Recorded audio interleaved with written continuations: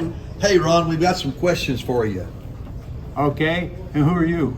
Hey, I'm Clayton Massey, Ron. All right, he's one of our mentors from Paducah, Kentucky. I'm Carol Joy. Hey, Carol Joy, well, you know who you are. I'm the camera person. Carol Joy Connor. You're awesome.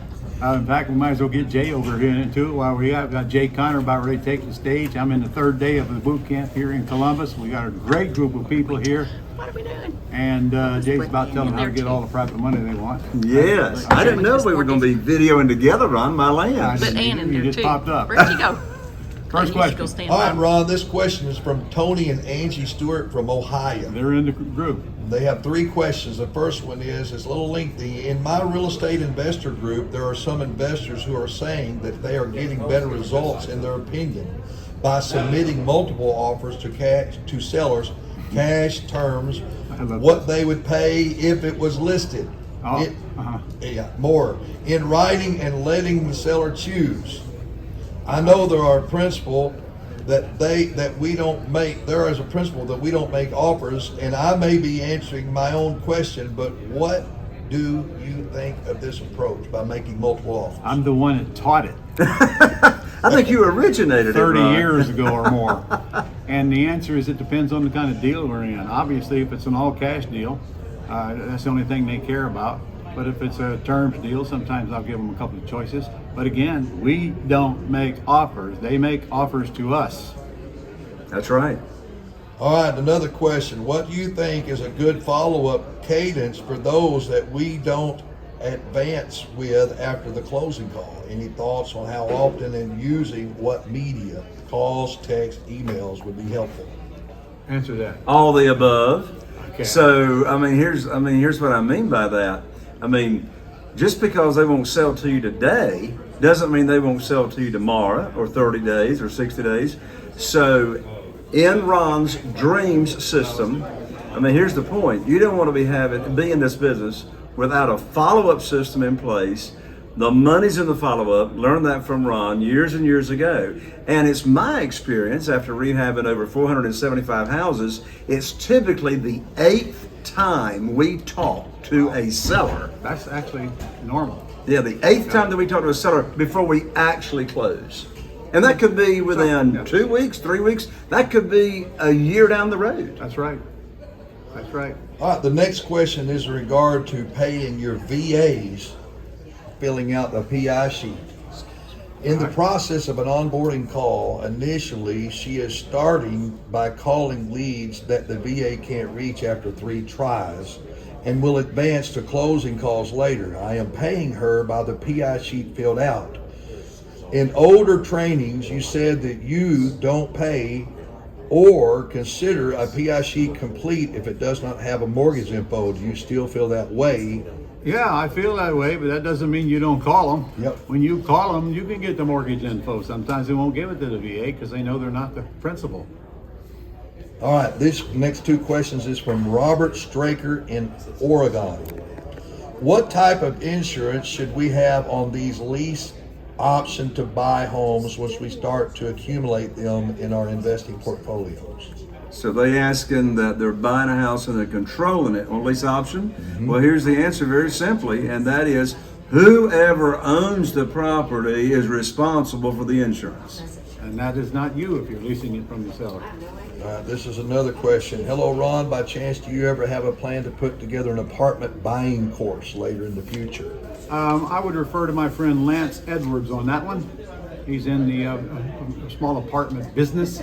And he's also got a fund to fund apartments, and he also pay a $25,000 finder's fee if you send him a deal that he buys. This one is from Jason Rivera from North Carolina. I came across a condo for sale on Fizbo.com back in May. The seller got back to me and we had a conversation, and it's exactly what it sounded like in his ad. It's a co-op community. The buyer doesn't get the deed but buys shares in the corporation. The buyer must complete an application that then goes before the board of approval. I have no interest in this unless it can be treated exactly like a normal piece of property. As it stands, it sounds like a timeshare. The seller is fairly motivated for a cash offer, balked on terms. Does a method exist for converting this into a terms or an all-cash deal? Well, We can certainly answer that. I can't answer it without more information because the association might control the deal to the point you won't have anything to do with it. Sounds like that's exactly what's likely here. I mean, I'll bet you if you ask the association, I bet you they don't even allow you to put a tenant in the unit. Probably not. And of course, that would kill that deal as far as I'm concerned.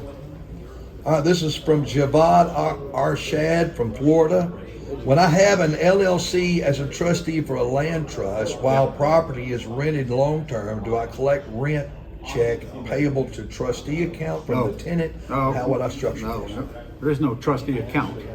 If you are trained by me, you own a property in a land trust, and the land trust is owned by an LLC, which holds your tenant filled properties. The check can be paid out to that LLC because that's the entity that's got the bank account. The land trust does not have a bank account. All right, this is from Candice from Colorado. Says, I'm looking for a title company to do a wraparound mortgage. I'll paste what she said below. Please let me know if this is a good way to set up a wrap. Thanks. Here's the quote. Thanks for calling this morning to recap our conversation and a real estate contract sample that I sent over to you. This would accomplish the seller remaining the vested owner of the property while giving you a recorded interest in the property. It would also allow you to sell and pay the seller off at the time of the sale. At that time, a warranty fulfillment deed is recorded, passing vested ownership interest to you, then into the buyer. Stop. All you're describing is a land contract, or a contract for deed, or an agreement for deed, or whatever they call it, where you're at. And very simply, you own the property. They keep the deed till you pay off, then they deed to you. But you have all rights of ownership. Absolutely. All right, this is the last one, Rod. It's been some good questions. Elizabeth from Florida says, I understand no one has a crystal ball, but it seems other states' 2023 market has already declined 20%. Home prices in Arizona, California, etc. Yet, Florida is a phenomenon with overpriced properties, even with high interest. Based on your experience, do you think that Florida home prices will decrease by 24? Well, first of all, doesn't matter what I think. I think they are going to come down some. But to be honest with you, what's going to really determine home prices going forward is who gets elected at the next election, in my opinion. Because I shouldn't get political here, should I? Probably not. No, I don't care. If Democrats get elected, it's going to be a totally different country than if Republicans get elected. And just look back what happened to the last Republican that got elected, what happened to the economy. And now what happened to the economy when a Democrat got elected. Okay, it's going to be determined by the election. Now, as far with that out of the picture, you're right about Florida. We still got hot property down here, hot market. He does in North Carolina where he lives. No inventory. There are some cities to where all this artificially inseminated equity dropped down some. So I think the real estate market is going to stay kind of stable for the next year or so.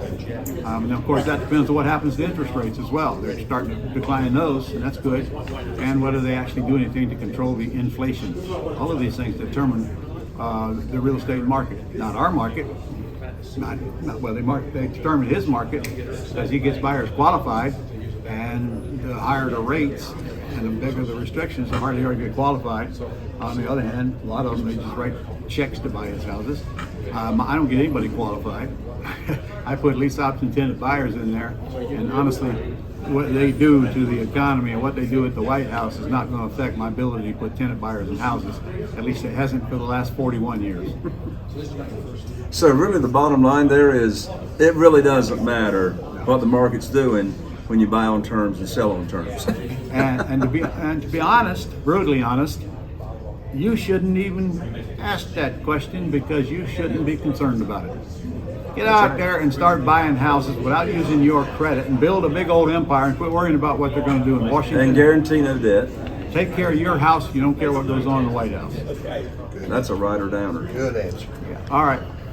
All right. Thank you, Ron. And thank you all for asking the questions. And if you haven't made it here to Quick Start, my lands, you need to get here because all these people here are getting all trained up and ready to grow their real estate investing business.